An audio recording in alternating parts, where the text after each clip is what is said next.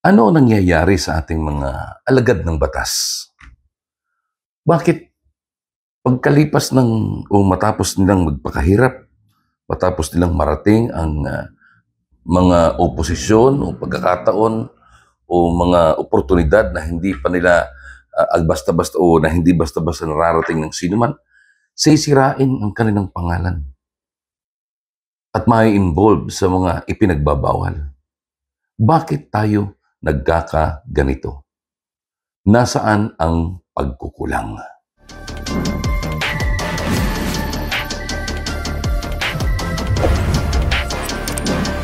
Dagundong, dagundong, dagundong, dagundong, dagundong. Magandang araw pong muli sa inyong lahat, mga kaibigan. Isang episode naman po ang ating pag-uusapan. This time, layo muna tayo sa politika. Itong episode lang na ito. Nangihinayang ako sapagkat napakarami ho nating mga alagad ng batas, mga bata pa, matitipuno, matitikas, magagandang lalaki, o kung ano man, magagandang babae, na, alam mo yun, nai-involve sa mga hindi inaasahang krimen na hindi natin maintindihan kung bakit. Sapagkat, imagine itong huli, recently, ay merong mga pulis na pinungunahan ng isang tenyente, mga korporal at patrolman, ang pumasok sa isang bahay at nang rape di umano. So, bakit sinasayang nitong mga ito ang kanilang buhay? Ano ang nasa likod? Bakit kailangang mapasok o masangkot sila sa ganito?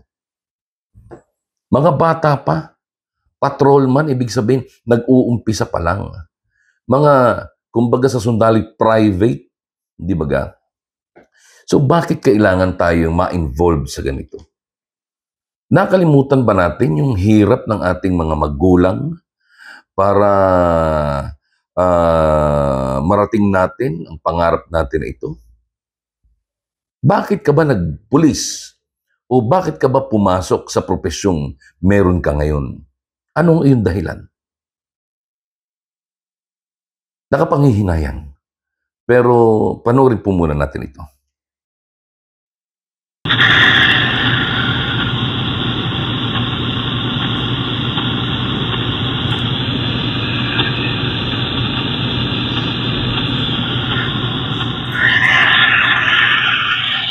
Ito po ay isa sa mga pasilidad ng BJMP. At dito makikita ang isang correction technical officer 1 na nagtangka magpuslit ng 2 sachet ng droga. Actually, hindi ng 2 sachet dahil malaki. Na nakapalaman at nakapailalim sa kanyang bit-bit na tinapay. Alas 7 ho ng umaga nang makunan sa CCTV ang pagdating ng babaeng Bucor personnel sa Gate 1 ng Maximum Security Compound, Bureau of Corrections. Matapos itong dumaan sa walk-through metal detector, dumiretso ito sa lamesa kung saan niya inilapag ang kanyang gamit para sa inspeksyon. Pero sa gitna ho ng routine inspection, bigla na lang niyang hinawakan ang isang plastic ng simulan itong inspeksyonin. Kaya nagduda ang kanyang kabaro at nang silipin ang loob ng dala niyang balot ng pandesal, tumambad ng 2 sachet ng shabu.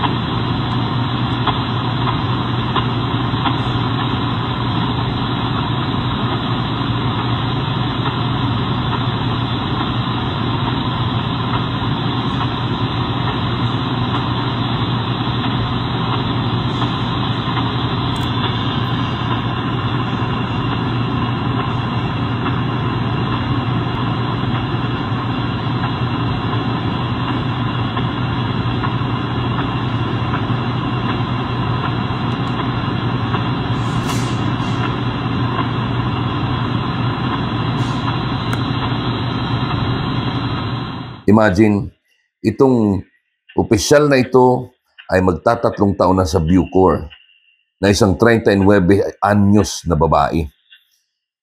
Kaya dahil sa pangyayari, inaresto siya. Ano ha? At sinampahan ng kaukulang kaso. Nagtatrabaho siya ay sa Bucor Hospital, sa Bureau of Corrections. Ayan o. Tingnan niyo. Habang ini-inspection yung kanyang gamit. Bakit? Bakit kailangang mauwi sa ganito? Dahil ba sa pangangailangan sa pera? Dahil ba kulang ang sinisweldo? Maraming paraan para gumawa ka ng legal kung may pangangailangan kang pananalapi. Sa tagal mo na sa trabaho mo, pwede ka na siguro mag-loan. Siguro naman ay may GSIS ka o kung anumang loan facility ang meron ang Bucor. Baka naman ikaw ay sa tagal mo na dyan ay miyembro ka na rin ng kooperatiba ng Bureau of Corrections kung meron man. Nakadalasan, ang kooperatiba dyan ay lending o yung financial, di ba ga? Yung nagpapautang. So, bakit kailangan mong isugal ang iyong kinabukasan dito? Dahil sa salapi? O maaaring dahil naaawa ka doon sa mga tao, akala mo, or mas marami kang mabibenta doon sa loob? Hindi Ang ginawa mo ay isang bagay na hindi nakakatulong. Isinantabi mo o isinakripisyo mo ang hirap ng iyong mga magulang para kayo makapagtapos ng kursong may kaugnayan sa trabaho mo ngayon kung ano man yan. Generally speaking, mga kaibigan, hindi naman po ako nagsisermon, pero nasaan ba ang pagkukulang?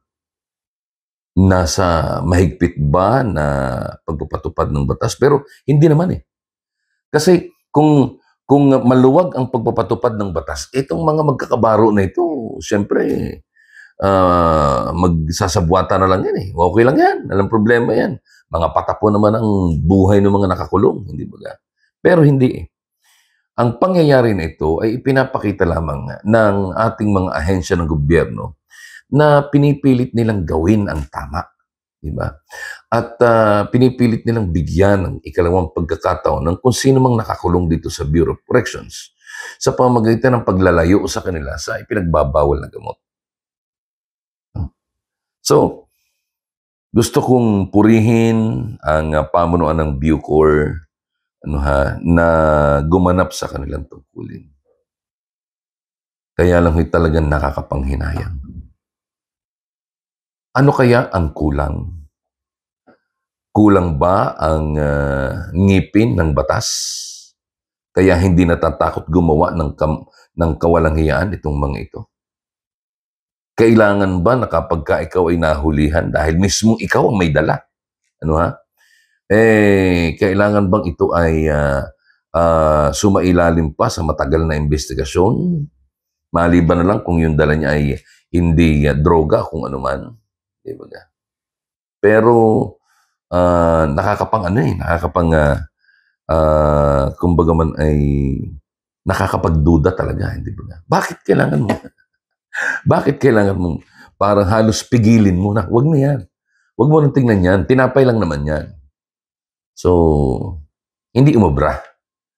Hindi umubra. At salamat sa mga taong nagpatupad ng kanilang gampanin sa pangyayari po na ito. Sana ho ay hindi lang ito miminsan. At sana ay hindi lang po yan ang nag-iisang accomplishment ninyo for this hour or for this time. Sana po ay magsilbi kayong ehemplo sa iba pang mga kasamahan ninyo sa Bureau of Corrections. Hindi lamang kung saan man kayong bahagi, Bureau of Corrections dito, saan ba? Di ba? Marami kasi, di ba? Maraming lugar. Hindi nabanggit kung saan partikular na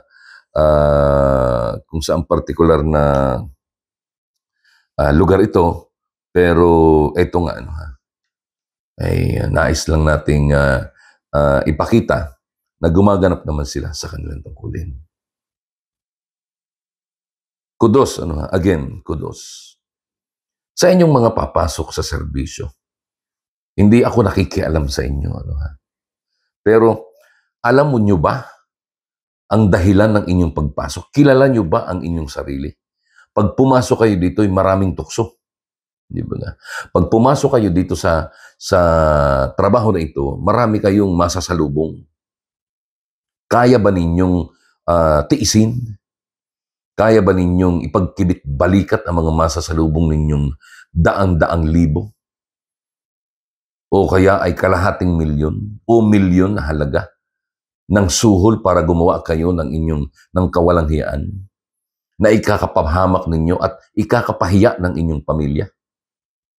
Isipin ninyong maigi. Bakit kayo pumasok dyan? Yung iba, ang dahilan ay gusto nilang masawata ang droga. Gusto nilang sumama sa kampanya laban sa droga. Pero ikaw, kayo na mga nai-involve sa ganito, bakit? At sa mga papasok pa, kilalanin ninyong maigi ang inyong sarili. Alamin ninyong mabuti ang inyong dahilan. Bakit ninyo papasukin ang ganitong serbisyo? Para ba gumawa ng masama? O para puksain ang mga kawatan at mga gumagawa ng iba't ibang uri ng krimen? Maraming salamat mga kaibigan. Pagpalain po kayo ng Panginoon. Sana po ay paglinawan ng isip ang ating mga kasamahan na lihim pa rin bahagi nitong mga illegal na aktibidad na ito. Para nang sa ganun ho ay makita nila ang tamang landas at tamang daan. At malayo sila sa kapahamakan. Muli ako po ang inyong yayamanin sa Exit Suabe komentarista dito po sa YouTube. Ron Ramos po, maraming salamat. Hindi tayo titigil, tuloy-tuloy tayong manggigising ng mga nagtutulog-tulugan gamit ang ingay ng dagundong.